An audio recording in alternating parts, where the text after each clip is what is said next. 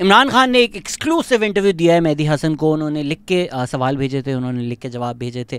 पहली चीज़ जो इमरान खान ने कही है कि मुझे सॉलिटरी कन्फाइनमेंट में टेररिस्ट की तरह रखा गया है।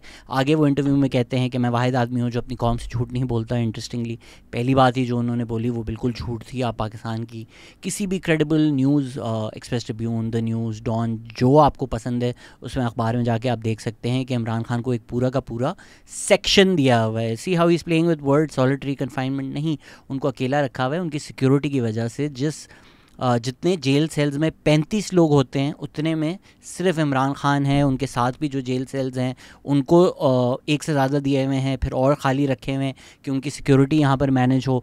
ख़ुद कहते हैं इसी इंटरव्यू में कि मैं एक्सरसाइजिंग और रीडिंग में अपना टाइम स्पेंड करता हूँ। तो दुनिया की कौन सी सॉलिटरी कन्फाइनमेंट है जहाँ आपके पास रीडिंग और एक्सरसाइजिंग करने का हक़ होता है। एक डेडिकेटेड किचन है इमरान खान के पास जहाँ सिर्फ उनका खाना पकता है। उनके पास रूम कूलर्स हैं, एक्सरसाइजिंग इक्विपमेंट है। पाकिस्तान की गवर्नमेंट 12 लाख रुपये उन पर महीना खर्च करती है और वो इंटरव्यू में कह रहे हैं कि सॉलिटरी कन्फाइनमेंट है ये। इस महीने तक उनकी जो बीवी हैं उनको बनी काला रखा हुआ था, जो मैसिव इमरान खान का मैंशन है, तो उसको सब जेल बनाया हुआ था। ये this is in complete star contrast to how political prisoners have been kept in Pakistan. Zulfikar Ali Bhutto को एक्चुअल डेथ से में रखा हुआ था, उसके बाद उनको फांसी दे दी गई थी शैम केस में। अब तो सुप्रीम कोर्ट ने एक्नॉलेज कर लिया है।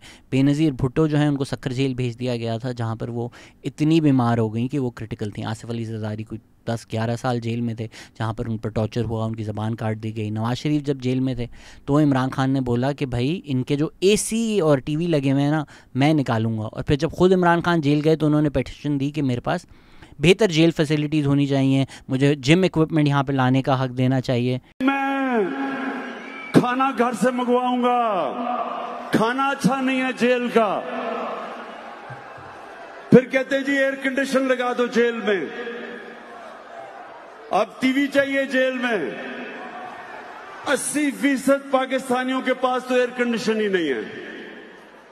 80% कम से कम 60% के पास टीवी नहीं है। तो अगर हमने आपको जेल सजा के लिए भेजा हुआ है तो जिस तरह के ये जेलों में रह रहे हैं इससे ये तो सजा नहीं है।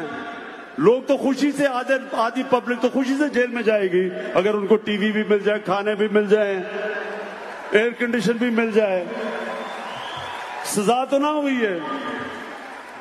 तो मैं ये आप सबको आज सबको ये कहना चाहता हूं कि वापस जाके मैं ये टीवी शीवी तो जेल से निकालू ना मैं। दूसरा सवाल जब रजीम चेंज के बारे में हुआ तो इमरान खान ने कहा कि 11 महीने जेल में रहने के बाद अब मुझे यकीन है कि सिर्फ जनरल बाजवा थे जिन्होंने सब किया, कोई और जिम्मेदार नहीं था। उन्होंने नेशनल और इंटरनेशनल केओस किया अपनी एक्सटेंशन के लिए। मैं जब ये बातें 2 साल से कर रहा था तो पीटीआई सपोर्टर्स मुझे गालियाँ दे रहे थे कि आप कैसे बोल सकते हैं। ये देखें इंटरसेप्ट की स्टोरी, ये देखें अमेरिका और मुल्कों में रजीम चेंज नहीं करता सारे के सारे। जबकि इमरान खान खुद पहले कह चुके थे कि super king Bajwa is responsible for my ouster not the US. अब तो उन्होंने खुल के यूएस को एग्जॉनरेट कर दिया है। मैं आपको कब से ये बता रहा हूँ कि ये जो मुल्क में सारा केओस होता है, सारे मसले मसाइल होते हैं, ये एक एक्सटेंशन की वजह से सब कुछ हो रहा होता है। पूरे मुल्क को आपने केओस की तरफ खेल दिया सिर्फ एक अपॉइंटमेंट के पीछे। और ये वीओएनसी पे ख़त्म नहीं हुआ। काफ़ी लोगों को लगता है कि वीओएनसी से तारीख शुरू हुई है और ख़त्म हुई है। वीओएनसी के बाद परवेज़ इलाही को जनरल बाजवा ने भेजा।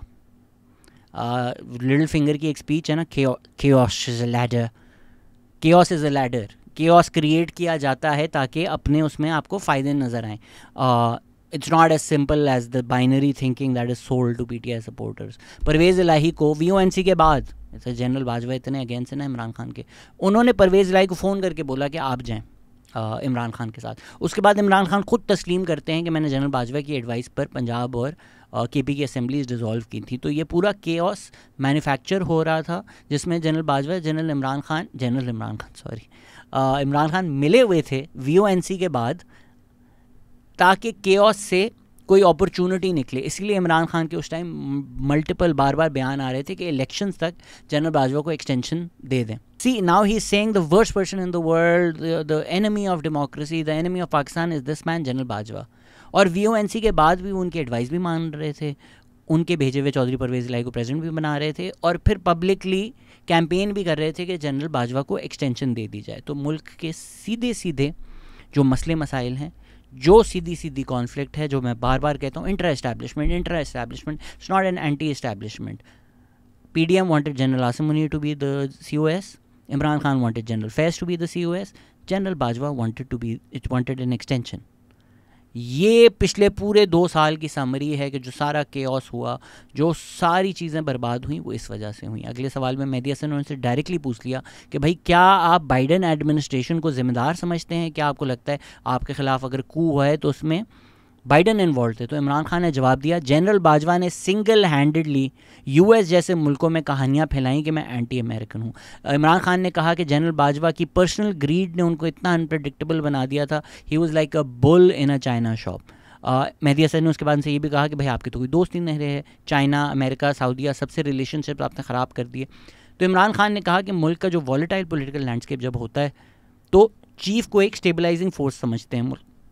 इस बात से मैं इमरान खान से बिल्कुल अग्री करता हूँ। मैंने भी आपको बार बार कहा है कि मिलिट्री डिक्टेटरशिप्स के अगेंस्ट एक मसला ये भी है, अमेरिका इवन दो डेमोक्रेसी का प्रचार करता है दुनिया भर में, लेकिन प्रेफर करता है मिलिट्री डिक्टेटरशिप्स बिकॉज वो एक इंसान है। इसलिए जब मैं कहता हूँ US ने जब ऑप्शन दिया था विद अस और against us, it's not that binary, it's not that simple, there is a lot more nuance. अगर हमारी पार्लियामेंट होती तो हर चीज़ पे डिबेट होती है, अच्छा भाई शमसी एयरबेस देना है, नहीं देना, क्या देना है, कितना एक्सेस देना है।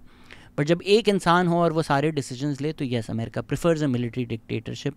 इसमें मैं आपको कंफर्म कर देता हूँ कि अमेरिका को फेवर दिया था इमरान खान ने। जब IMF से डील हो रही थी तो चाइना के जो डॉक्यूमेंट्स हैं, जो चाइना ने बोला था ये नहीं दिखाने किसी को, उन्होंने वो दिखाए। चाइना उससे नाराज़ हुआ था, सऊदीया भी उनसे नाराज़ हुआ था। जब इमरान खान कह रहे थे कि मैं टर्की और मलेशिया का एक ब्लॉक बना दूंगा, जब वो उन्होंने जहाज़ में कुछ बातें कह दी थी, जो MBS का जहाज़ फिर वापस आ गया था उनको ड्रॉप करके, इमरान खान को वापस भी नहीं लाया था। इमरान खान ने ये भी कहा था कि सऊदी और ईरान का जो पीस है ना, उसमें मैं एक फोर्ज करूँगा अपना रिलेशनशिप। तो सऊदी भी उनसे नाराज़ था।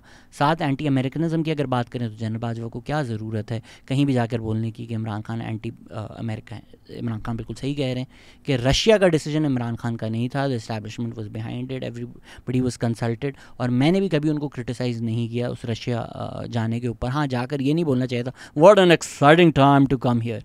मतलब हमें लोग चीज़ें समझ नहीं आती ना। आपको कैसा लगता अगर Rishi Sunak at the moment where Israel started bombing Gaza, वो तेल अवीव में लैंड होते और बोला what an exciting time to come here.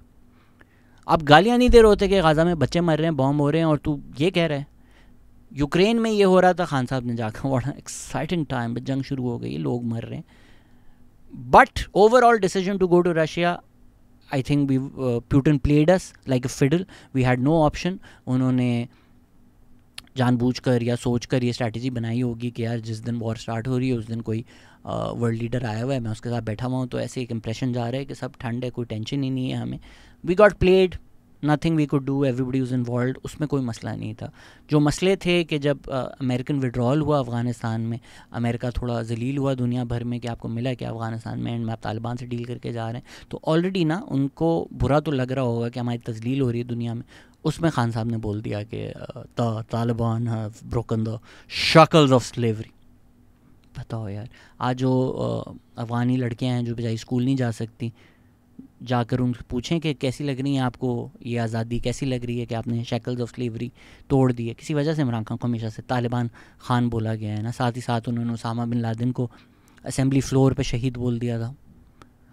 Like हमें बस अपने से बाहर रहकर कोई चीज़ समझ में नहीं आती। हम सिर्फ अपने कॉन्टेक्स्ट में या अपनी लोकल पॉलिटिक्स में उसको देख रहे होते हैं ना। आपको कैसा लगता है, या नरेंद्र मोदी अपनी पार्लियामेंट में या बाइडन अपनी पार्लियामेंट में, उनके लिए जो 9/11 है कंपेयर करें अगर हमारे लिए, लेट्स से APS है, that's the worst thing that has happened to us, right? Even though we faced a lot of terrorism, the thing that just comes to your mind when you think of the worst terrorist attack in Pakistan, it's APS because there was children involved.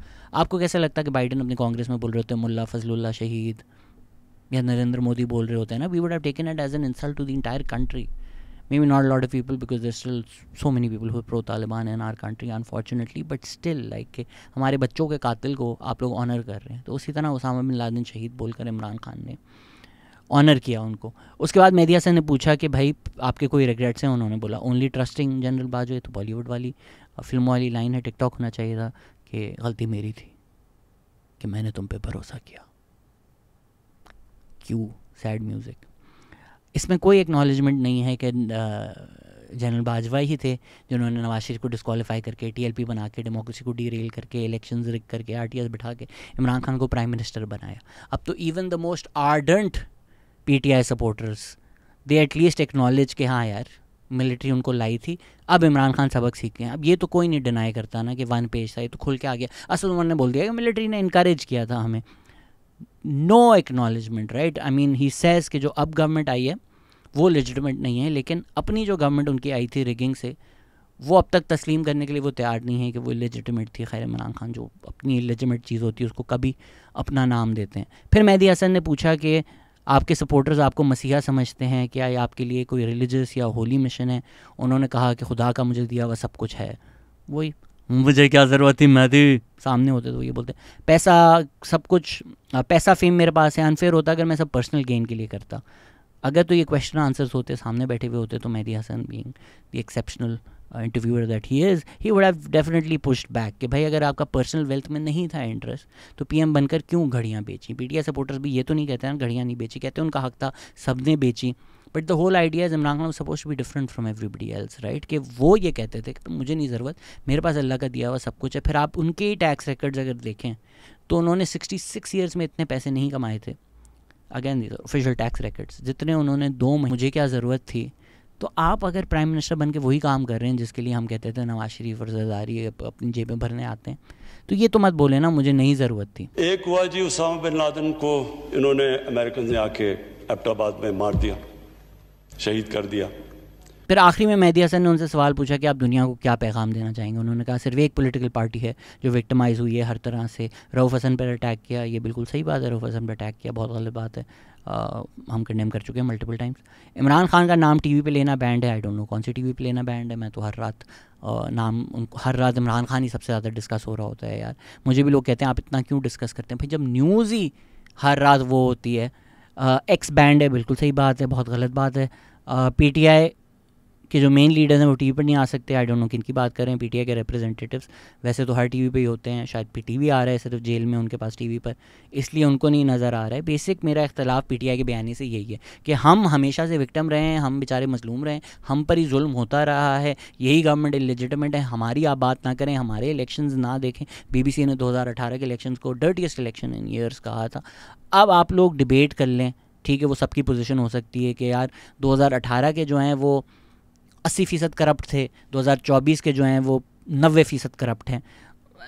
आप intensity argue कर रहे हैं ना, आप ये सिरे से principal तो नहीं आर्ग्यू कर रहे कि 2017 में मिलिट्री इंटरवेंशन करके एक डेमोक्रेटिकली इलेक्टेड गवर्नमेंट को गिरा कर आपने एक हाइब्रिड रजीम इंस्टॉल की। 2024 में तो थी नहीं डेमोक्रेटिकली इलेक्टेड गवर्नमेंट, एक केयर टेकर सेटअप या एक PDM सेटअप को आपने हटाया भी नहीं, वो प्यार से एक इलेक्शन का शैम करवा कर वो गवर्नमेंट लगा दी। तो आज भी PTI PMLN PPP पे वो जुल्म नहीं हो रहा जो बलूचिस्तान या पश्तून मूवमेंट्स के ऊपर हो रहा है। कराची में MQM के लोगों पर सीधी रेंजर्स ने गोलियां चलाई थी। यार आप मुल्क की तारीख़ तो देखें कि भुट्टो के पूरे ख़ानदान को एक बेटा जो फ्रांस में था वहाँ पे जहर दे के मार दिया।